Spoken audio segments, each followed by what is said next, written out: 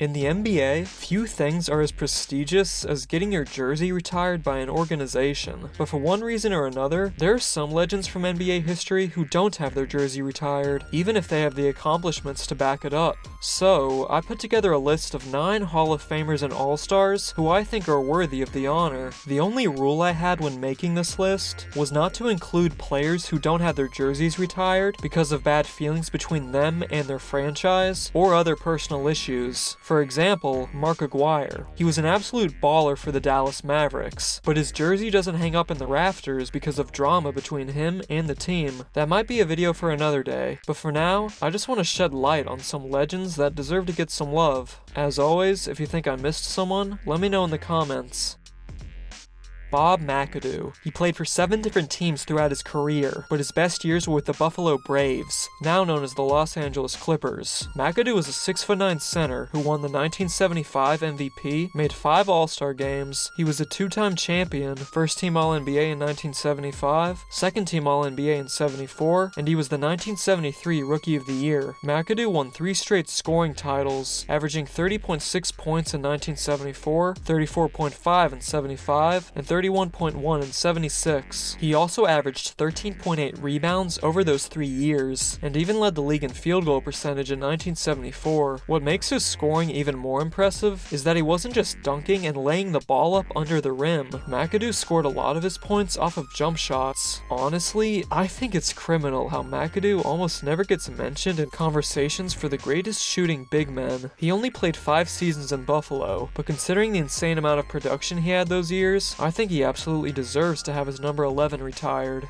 Chet Walker. Before Kenny Smith and Jason Terry, Walker was the player that most people referred to as the Jet. He was a 6'6" small forward who spent his best years with the Philadelphia 76ers and the Chicago Bulls. The Jet was a 7-time All-Star, he won a championship in 1967, and he's also a member of the Hall of Fame. Walker had one of the smoothest jumpers of his time, able to easily hit turnarounds, score off the dribble, and he also had some of the trickiest pump fakes in the league. He was also very good at getting to the free throw line, and he even led the league in free throw percentage in 1971. Walker started his career in Philly, and he was one of the key players on the 1967 team. He came to Chicago in 1970, and although they never made it to the finals, the early 70s Bulls had multiple 50-win seasons and made 2 West Finals appearances in 74 and 75.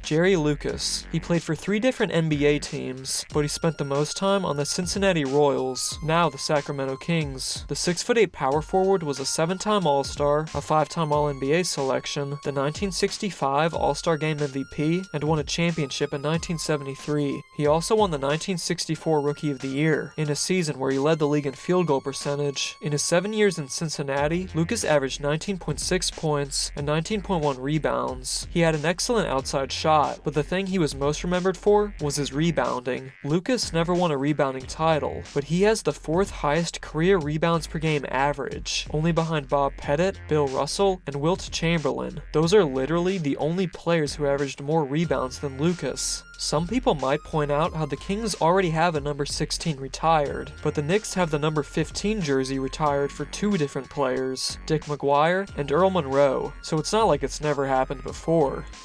Norm Van Lier. Norm Van Lier was the point guard for the previously mentioned 70s Bulls. He was a 3-time All-Star, made 2nd-team All-NBA in 1974, and made 8 All-Defense teams throughout his career. Stormin' Norman was one of the most underrated playmakers of the 70s. From 1970 to 78, he finished top 10 in assists per game, and he even led the league in assists in 1971, with 10.1 per game. But what Van Lier was most known for was his incredible defense. He was a very tenacious and aggressive on-ball defender. There's a famous story about a time he tried to beat Sidney Wicks with a metal folding chair, even though Wicks was 8 inches taller than him. In the first official season where steals were tracked by the NBA, he finished in 6th place among all players, and he also finished top 20 for the next 3 seasons. Van Lier began his career with the Cincinnati Royals, before coming to the Bulls in 72. The Van Lier Bulls trade was seen as a bit controversial at the time. You see, Van Lier had gotten into multiple fights with Jerry Sloan. The Bulls actually wanted Sloan's approval to get Van Lier, but Sloan was happy to team up with him. The two would both make first-team All-Defense in 1974, and are honestly one of the most underrated backcourts of all time. Did the fans try to get to you during your playing days? Yeah, I've had a few little incidents like that. Back then, when we played Van Lier, and I got somebody threw an aerosol can in our huddle one time, and we went up there and let the guy know we didn't want him to throw any more of those. It's also worth mentioning that Van Lier hit an 84-foot shot in 1977, the longest two-pointer in NBA history. The next two players I have were Hall of Fame teammates for the Philadelphia Warriors in the 50s, Paul Arizin and Neil Johnston. I talked about Arizin in my underrated players video. He was a 6'4" small forward who made 10 All-Star games, 4 All-NBA teams, and was the 1952 All-Star Game MVP. He was one of the pioneers of the jump shot in the NBA. He won 2 scoring titles in 1952 and 57. He actually finished as the runner-up behind Bob Pettit in the NBA's first ever MVP race. Neil Johnston was a 6'8" center who made 6 All-Star games, 5 All-NBA teams. He was a 3-time scoring champ, the 1955 rebounding champ, and he even led the league in field goal percentage 3 times. Johnston had to retire at 29 due to a knee injury, but he sure did pack a lot into 8 seasons. The highlight of Arizin and Johnston's careers were their 1956 championship run. In the playoffs, Arizin averaged 28.9 points and 8.4 rebounds, while Johnston averaged 20.3 points, 14.3 rebounds, and 5.1 assists, as the Warriors went on to beat the Pistons in the finals.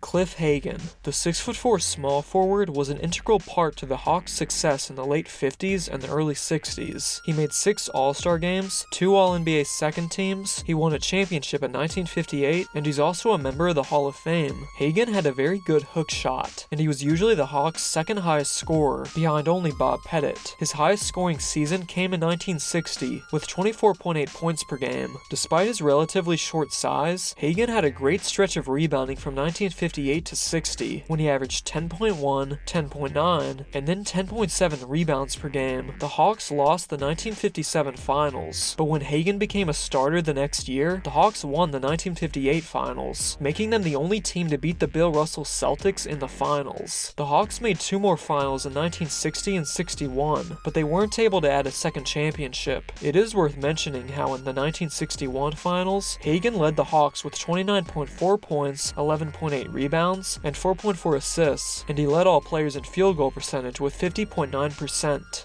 Willie Naulls. He was a 6'6" small forward who spent 7 prime years with the New York Knicks. He made 4 All-Star games, and during his best stretch from 1960 to 62, he averaged 23.3 points and 13 rebounds. Naulls was a quick player, but the thing he loved to do was to shoot deep shots. If the 3-point line had been available to him, there's no doubt in my mind he would have been one of the leaders in attempts. Although his field goal percentages were usually low, Naulls was a very good free throw shooter, finishing top 10 in free throw percentage 4 times, getting as high as 2nd place in 1962. He was also a great rebounder, getting as high as 14.2 rebounds per game in 1960. Naulls would later join the Boston Celtics, which is where he won 3 championships from 1964 to 66. He was a talented player, but the biggest reason I think he deserves to have his number 6 retired is because of the history he made. Naulls was named team captain of the Knicks in 1960, making him the first African-American team captain in a major US sport.